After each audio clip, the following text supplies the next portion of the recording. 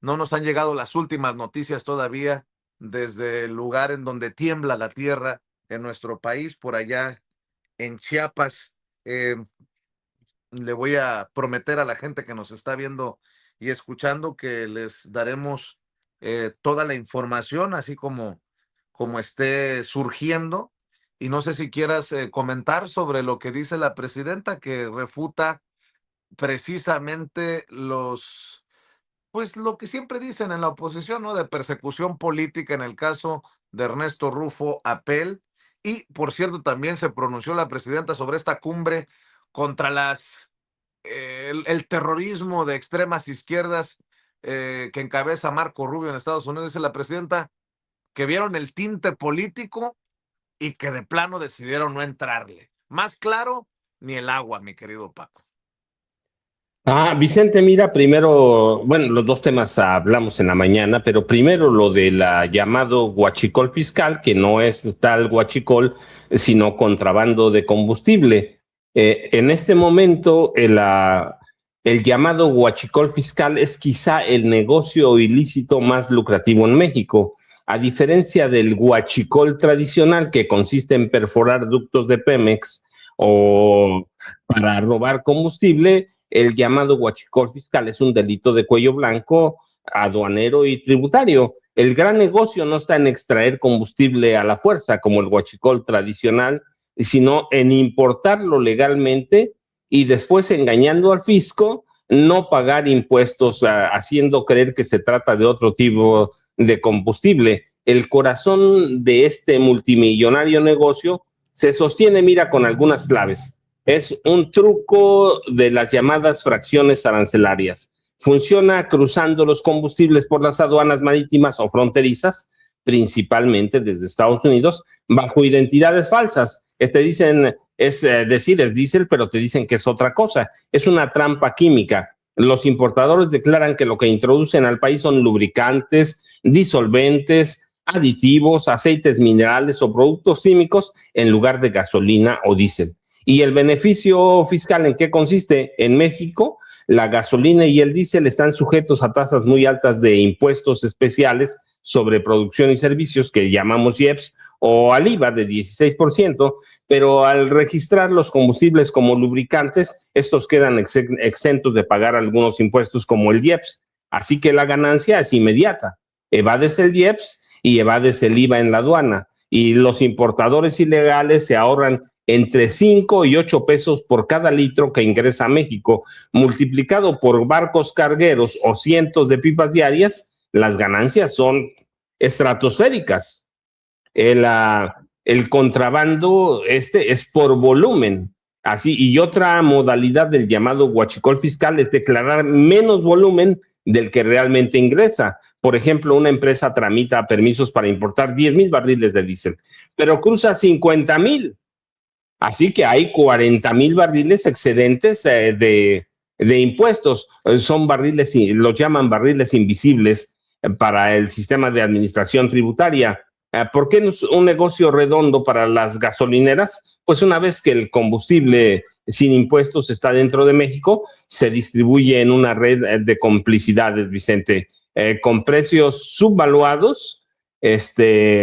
Los guachicoleros fiscales venden este diésel o gasolina a las estaciones de servicio a un precio mucho más bajo que el de Pemex o el de los importadores legítimos. Así que el margen de ganancia es brutal, Vicente. El dueño de la gasolinera, por ejemplo, compra este combustible barato por debajo del agua, pero se lo vende al consumidor final al precio de mercado. Y hay blanqueo de facturas. Para legalizar este combustible que entra sin pagar impuestos, las gasolineras compran facturas falsas a empresas fantasmas llamadas factureras para simular que se lo compraron a un distribuidor autorizado. Y hay empresarios y comercializadores que diseñan las redes de importación ilegal, tramitan los permisos aduaneros y crean las empresas fachada, que es lo que hacía por lo menos hasta hace unos días Ernesto Rufo Apel. El crimen organizado ha diversificado sus actividades controlando aduanas, escoltando pipas y cobrando cuotas de paso o distribuyendo directamente a gran escala. Y claro que hay colusión con personal de aduanas, del SAT y de la Comisión Reguladora de Energía, que se hacen de la vista gorda ante las inconsistencias químicas de los cargamentos. Así que el impacto económico financiero para el país, miles de millones de pesos en recaudación de impuestos, además de que genera una competencia desleal devastadora para Pemex y para los empresarios gasolineros que sí operan bajo el marco de la ley, Vicente. Ese es el negocio. Ahora, ¿qué pasa con Ernesto Rufo Apple? Mira, qué bueno que platicamos en la mañana sobre él. Yo te decía, es muy importante porque no se trata de que haya sido el primer gobernador de oposición, que yo digo, nunca ganó nada. En 1989, porque son casos que me tocó cubrir todavía, en 1989 gana supuestamente la gubernatura de Baja California bajo las siglas del PAN, pero en realidad se la está regalando el PRI, no ganó nada. En 1988, como te platiqué, hubo un acuerdo PRI-PAN para que el PAN validara el fraude de 88 y el PRI le regalaría gubernaturas, diputaciones, senadurías y así, Jaime lo decía bien, ahí nace el PRIAN, ahí es el nacimiento del PRIAN y en el gobierno, no debe extrañarnos esto porque en el gobierno de Ernesto Rufo Apple se da, yo te decía, se da una explosión, un crecimiento explosivo del cártel de los Arellano Félix en Baja California, que es lo que conocemos como el cártel de Tijuana. Y había evidencias muy sólidas de que estaban infiltradas con el crimen organizado todas las policías estatales, todas. Oye, Había en la Paco, es judicial, que entre sí, ellos, Vicente. es que entre ellos se tiraban calabaza, o sea, ya entre ellos se conocen la cola. Mira, la presidenta confirma estos dichos de Felipe Calderón sobre De Rufo Apple del 2017, 5 de octubre de 2017. A ver si los tiene por ahí, Ceci. Mira, Rufo expresa muy bien el nivel intelectual, la estatura moral, la altura de debate y la tolerancia democrática de lo que queda del PAN. Rufo dilapidó esa gubernatura. Él y especialmente su hermano Claudio entregaron Baja California a los Arellano. Felipe Calderón, octubre de 2017, y de hecho hasta retuitea a Jorge Fernández Menéndez, hablando de estos personajes de TV Azteca. Pero hoy, ese mismo Felipe Calderón dice, independientemente de lo que se deslinde en el caso de Rufo Apple, se demuestra una justicia discriminatoria, selectiva.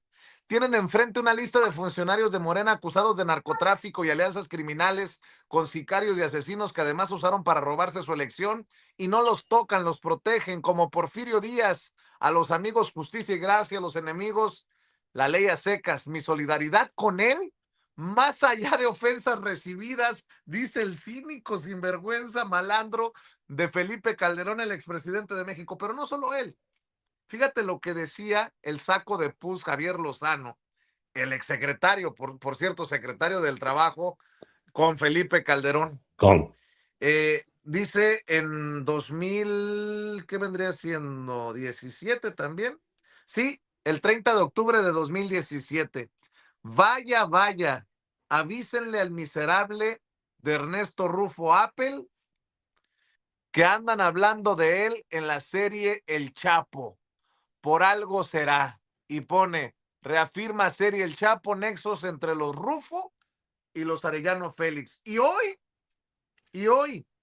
Javier Lozano retuitea a Sergio Sarmiento con la imagen de Rufo Apple siendo arrestado. Dice, absolutamente humillante, denigrante, injusta y reprobable imagen de un hombre que le sirve a este narcorrégimen como auténtico distractor.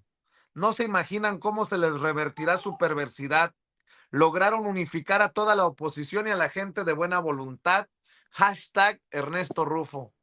Me vomito, lloro, grito como loco, me río. A ver, maestro, por lo que estabas desmenuzando y por este cinismo de los personajes.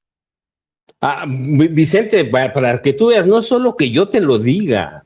Es que había evidencias sólidas de que Ernesto Rufo Apel, ese primer gobernador de oposición en este país en 1989, Ernesto Rufo Apel permitió que el cártel de Tijuana se insertara en cada esfera de Mexicali, en cada esfera, policías estatales, policías municipales, los policías estatales y municipales operaban como escoltas o sicarios al servicio de los Arellano Félix. Y la excusa que siempre tuvo Ernesto Rufo Apel es que era un delito del fuero federal. Así que él tenía una política que se llamaba de brazos caídos, que no era otra cosa, sino la complicidad por omisión, la complicidad deliberada por el negocio que representaba el crimen organizado a través del cártel de Tijuana. Vicente, no es que yo lo diga, es que había sólidas evidencias. La ventaja mía es que tengo mis archivos y ayer que estaba viendo eso, dije yo, mañana temprano lo vamos a tratar. Puede ser muy doloroso, pero al único jefe de seguridad pública decente, el único Federico Benítez López, lo asesinaron en abril de 1994, antes de que terminara el gobierno de Rufo Apel, y nunca lo investigaron, nunca se quedó todo en el aire, lo emboscaron, lo acribillaron y había evidencias muy sólidas de que en el ataque para desaparecer, para aniquilar a Federico Benítez López, había policías judiciales del Estado bajo el mando directo, bajo el mando directo del Ernesto Rufo Apel. Siempre hablamos de que ¿sabes?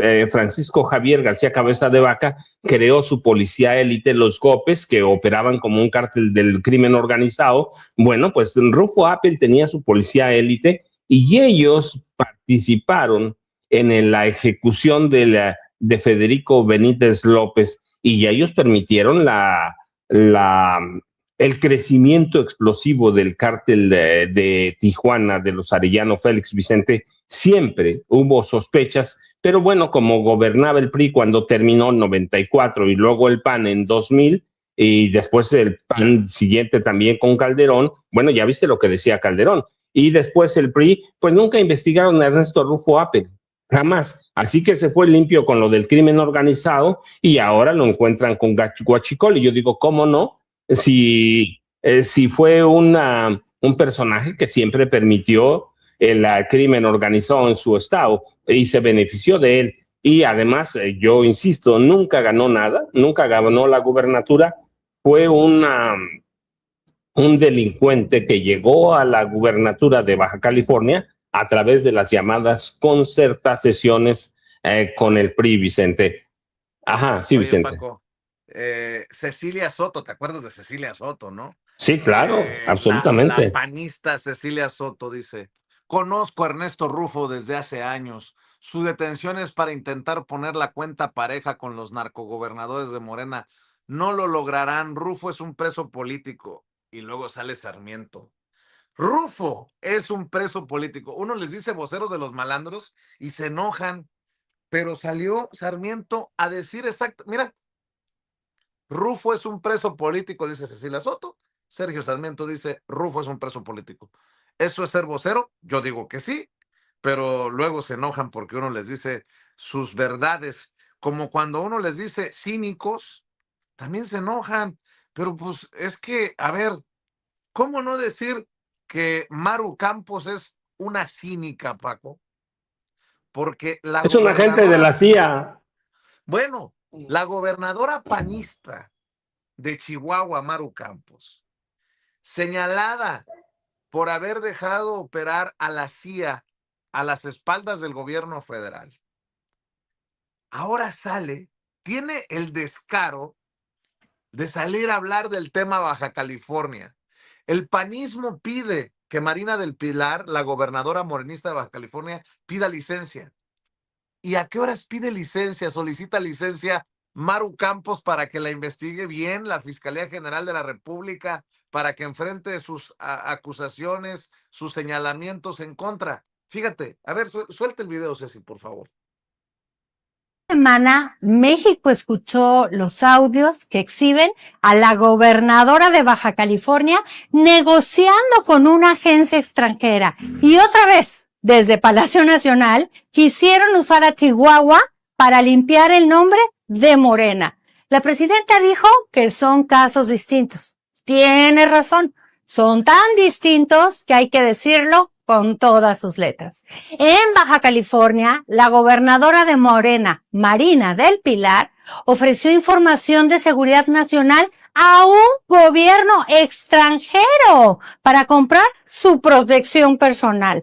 Porque está siendo investigada, ya le habían retirado la visa hace tiempo y en los audios se habla incluso de extradición. Entregar la seguridad del país a cambio de impunidad tiene un solo nombre: traición a la patria. Paco, para limpiar. Dicen en mi pueblo, el que escupe para arriba. No manches. Vicente, un agente de la CIA lo está diciendo. No lo digo hoy, lo dijimos ese día. En Chihuahua había suficientes elementos en Ciudad Juárez para advertir que la CIA tenía presencia desde antes con la Mossad, la agencia de inteligencia y contraespionaje o contrainteligencia de Israel. Maru Campos es la recluta de la CIA. Mira quién lo está diciendo. Un agente de la CIA está pidiendo eso sobre Marina del Pilar. Pero mira, Vicente, yo voy a decir lo que tú dijiste cuando estabas leyendo 5 de octubre de 2017, tuit de Felipe Calderón. Expresa muy bien el nivel intelectual, la estatura moral, la altura del debate y la tolerancia democrática de lo que queda del PAN. Rufo dilapidó esa gubernatura. Él y específicamente su hermano Claudio entregaron Baja California a los Arellano Félix. Yo te estoy hablando mis apuntes de los 90, Felipe. Vicente, discúlpame, estoy hablándote de mis apuntes, no de los apuntes de Fe. No, discúlpame, es que estaba leyendo aquí el tuit de Felipe Calderón de esa época, Vicente, pero ese es un tuit de 2017. Te estoy leyendo mis apuntes de los 90. Había todas las evidencias de que Ernesto Rufo Appel tenía o trabajaba en complicidad con el cártel de los Arellano Félix o cártel de Tijuana.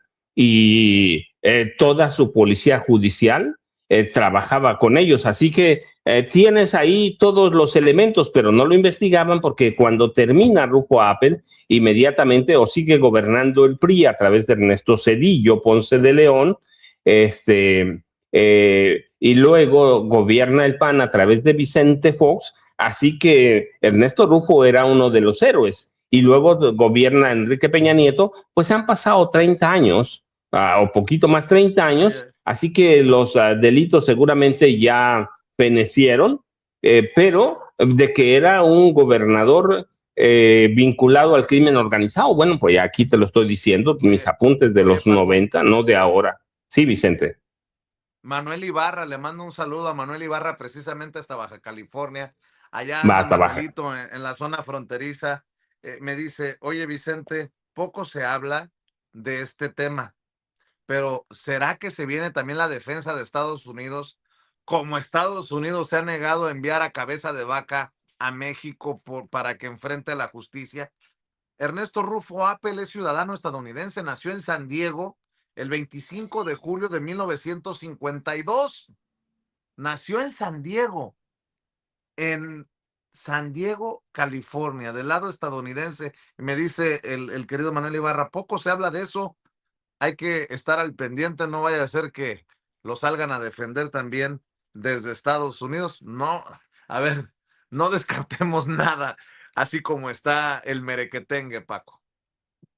Pues Vicente, ahí tienes todo el cóctel completo, toda la porquería que hay en el PAN. Ahora Calderón lo está defendiendo. Preso político, no, es un delincuente. Lo era desde que llegó a la gubernatura de Baja California, porque llegó a través de una transota y un acuerdo con el PRI para validar el fraude electoral de 1988, Vicente. Así que ahí vas a tener a la oposición. pero la tienes ahí porque ahora era el consejero. Fíjate, ahora sí podemos decir que el nuevo partido nace luego con delincuentes ahí abiertos y en proceso de juicio. Ya veremos en los próximos días, pero Rufo Appel, yo lo digo, no lo digo ahora, lo he dicho mucho tiempo, era un delincuente, es un delincuente. Si prescribieron sus delitos, eso es otra cosa. Si no lo persiguieron, pues no lo iban a perseguir porque era de los gobernadores de la concertación y luego lo protegió Zedillo, lo protegió Fox, lo protegió Calderón, a pesar de que después dijo que la verdad era un delincuente, era un criminal. Hoy lo tenemos ahí. Peña también lo protegió, Paco. Vicente. Pero bueno, ahí lo tienes, Vicente. Angélica desde Alabama dice que acaba de consultar a la inteligencia artificial. Tras ser detenido en 1993, el Chapo Guzmán rindió una declaración ante autoridades militares donde acusó a la administración de Rufo de proteger a los Arellano Félix.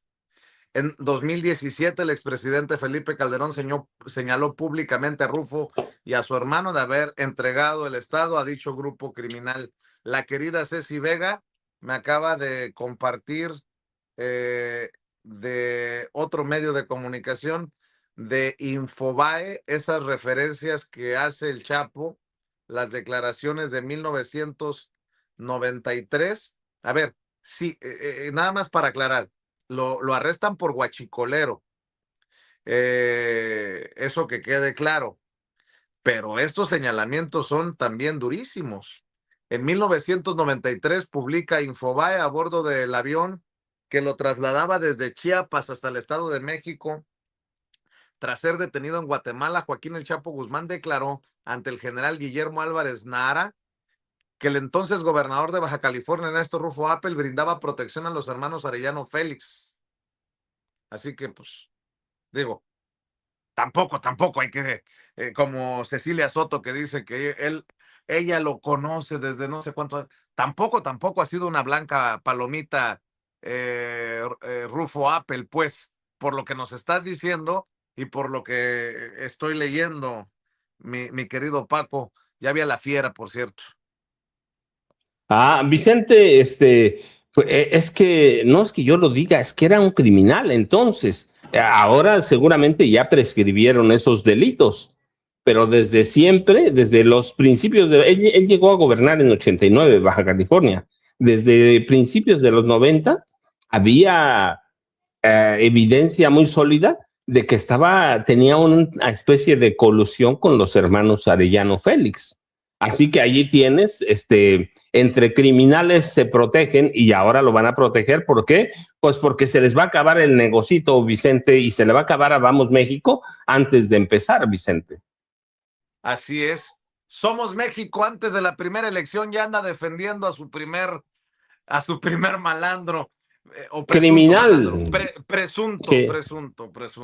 Fernando Belaunzarán, patitas de molcajete, dice: estoy muy enojado por la detención de Rufo Appel. Nadie que conozca a Ernesto puede creer la acusación. Es un preso político. Y lo que más me enfurece es que estos orangutanes que destruyeron la República y la democracia además se caguen en la historia. Malditos sean. Sigue esta narrativa del preso político.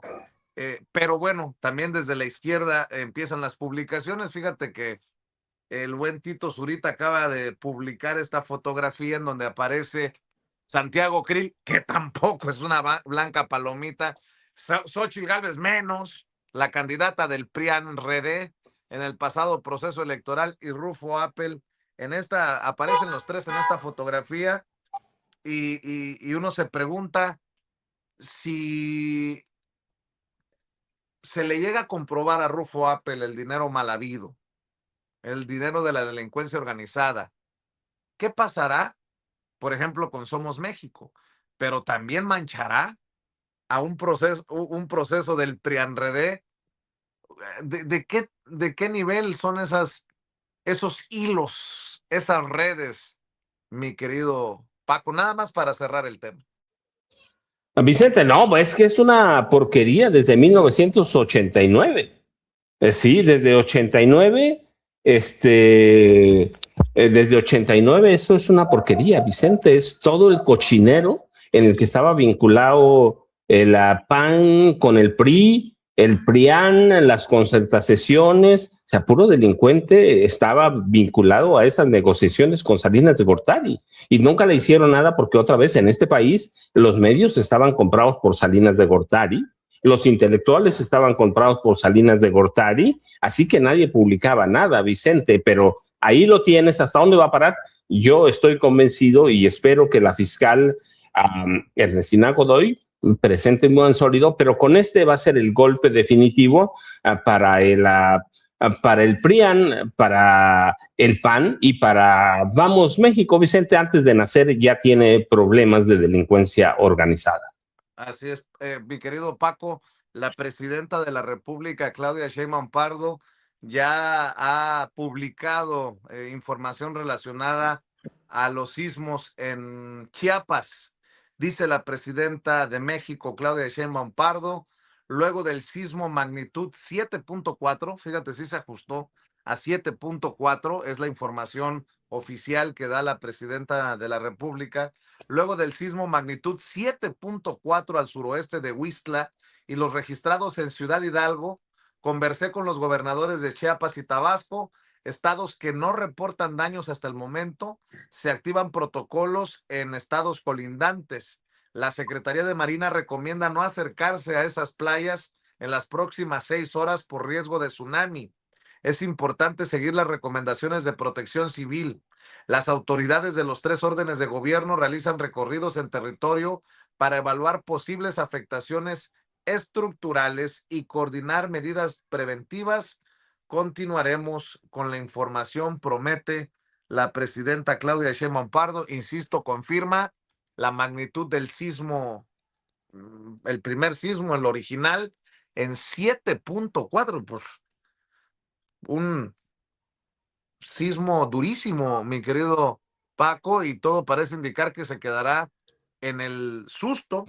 Me dicen que también desde Guatemala, por obvias razones, por la cercanía de Chiapas con Guatemala, también sonaron las alertas del lado guatemalteco.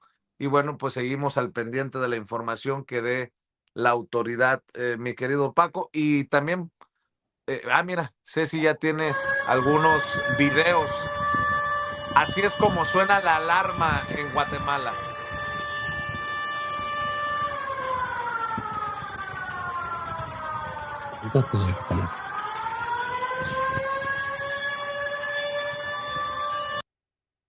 Así sonó la alarma sísmica en Guatemala. Estas son algunas imágenes que suben 7.3 usuarios de redes sociales. 7.3 preliminar, costa Chiapas Central.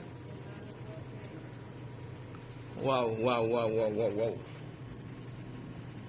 Este ahora sí ha sido el sismo más intenso oficialmente desde el 7 de septiembre de 2017 que se ha percibido aquí en Villahermosa, Tabasco. Hoy, viernes 17 de julio, aproximadamente 8:48 horas.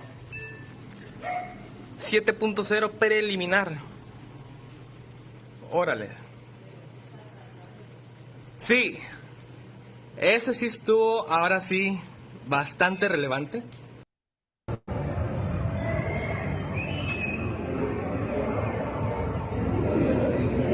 Es como casi un minuto temblando.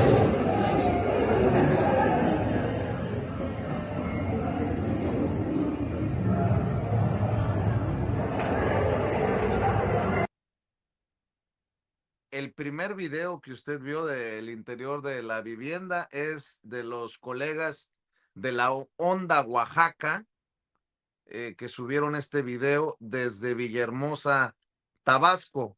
Y el segundo fue subido por Adolfo Ordinola, titular de Protección Civil en Tila, Chiapas, de San Cristóbal de las Casas, que decía que tenía casi un minuto temblando. Mi querido Paco, yo no te quiero quitar mucho tiempo, maestro, para que vayas por el arrocito con leche o el atolito a la plaza, pero quiero también tu opinión acerca de lo que dice la presidenta. No fuimos a la cumbre a Estados Unidos porque hay tintes políticos y la presidenta con la cabeza fría, característica, con su mesura, dices, no nos vamos a prestar a esto. Y yo digo, qué bueno.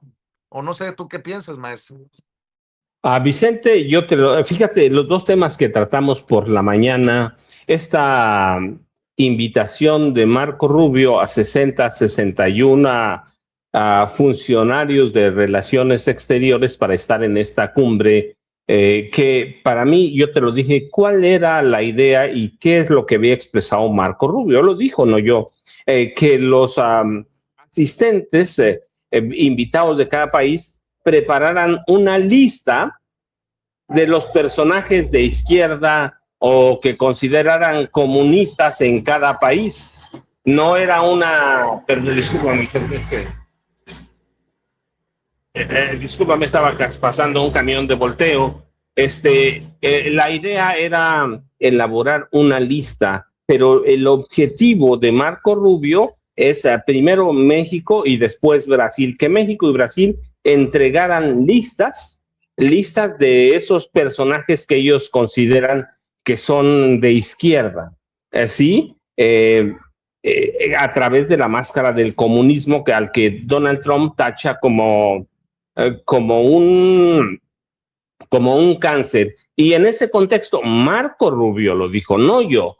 Marco Rubio dijo que la Casa Blanca solicitó a sus embajadas de varios países, entre ellos México y Brasil, una recopilación informativa de esos personajes de izquierda. Y luego la información se difundió en el Washington Post. Así que se da parejo. Rubio pide información primero a los embajadores de Estados Unidos en cada país, en este caso México y Brasil, que son los que les interesan, y luego le iba a pedir en esta cumbre de 61 personas organizada por el Departamento de Estado, les iba a pedir una lista con los personajes que ellos consideraran que estaban en esta parte del llamado resurgimiento del terrorismo transnacional de extrema izquierda.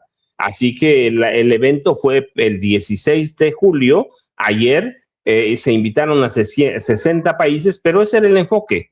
El enfoque es que cada país les entregara una lista, o sea, quieren funcionarios delatores, así que era un evento político, fue un evento político, y las listas las tienen a través de sus embajadas, Vicente. Es un evento político meramente, ¿para qué? Para etiquetar o para que los países se conviertan en delatores de algunos de sus habitantes que son considerados de izquierda, Vicente. ¿Y cuáles son esos de izquierda? Aquellos que ven los programas sociales, las libertades civiles, o sea, eso es lo que quiere Marco Rubio, Vicente, y te dice la calidad de evento que estaba organizando, y lo leyó bien la presidenta. Yo lo abarqué el miércoles en mi videocharla, pero esta es la calidad de evento que estaba tramando o que tramó Marco Rubio, y ahora le queda la respuesta que le den sus embajadas, Vicente.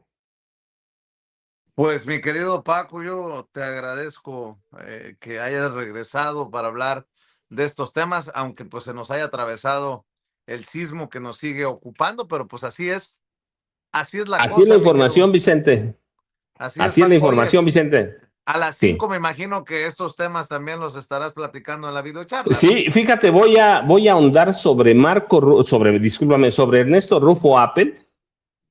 ¿Por qué es interesante, Vicente? Porque la oposición, el PAN, el PRI, personajes como impresentables e indeseables, lo van a presentar como un preso político, cuando no es sino un delincuente, no ahora, sino de los 90. En 89 llegó a la gubernatura, fue un cómplice de Carlos Salinas de Gortari, y ahora lo van a hacer un mártir. No, es un delincuente, y no hablo del huachicol, eso tendrá que hablar la Fiscalía General de la República, pero sí hablo de lo que conozco, porque eran las épocas en que estuve activo como reportero, y eso fue lo que reporté en su momento, y lo que yo te hablaba era de mis apuntes, Vicente. Ya lo complementamos aquí con la ayuda de la familia Sin Censura, así que voy a hablar de Ernesto Rufo Apple, y voy a tocar otra vez el tema de Marco Rubio, que lo que quiere es hacer estas listas prohibidas que en México los gobiernos del PRI lo tuvieron por décadas, Vicente, tenían listas de los personajes que debían ser eliminados. Yo todavía conservo, lo voy a buscar, no me acuerdo si lo tengo aquí, pero lo voy a buscar, si lo encuentro el lunes lo platicamos. Tengo un libro de autor de Mario Arturo Acosta Chaparro, ese general siniestro que perfeccionó la tortura en México, que le entregó al ejército una lista de los personajes y las organizaciones que tenían que ser aniquiladas en los gobiernos priistas, Vicente. Pues ya estás peinado para atrás, maestro Paco Cruz, a las 5 de la tarde. No se le olvide las videocharlas cruzadas del maestro Francisco Cruz en los canales de Julio Astillero. Tus redes sociales para cerrar, Paco. Vicente, yo ya sabes, @Paco Cruz Jiménez en X, antes Twitter, Francisco Cruz Jiménez en Facebook. Nos vemos el lunes, pero si hay algo antes, Vicente, nos vemos. Tú sabes que aquí estoy al pendiente. Claro que sí, maestro. Un abrazo para el maestro Paco Cruz, periodista de larga trayectoria, más de 47 años en el periodismo al servicio de la verdad e informándole aquí, como los chayoteros no se atreven, no les interesa o no les conviene porque no van a morder la mano que les da detrás.